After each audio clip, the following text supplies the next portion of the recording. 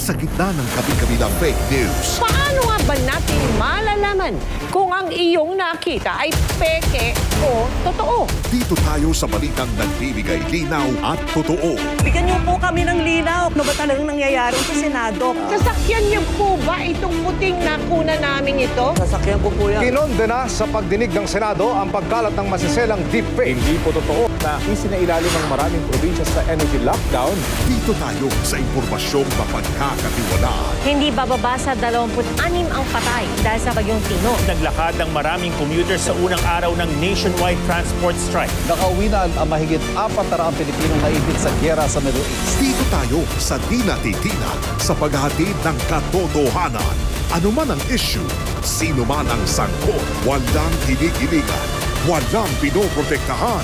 Noon at ngayon, ang Pilipino makakaasa sa GMA News.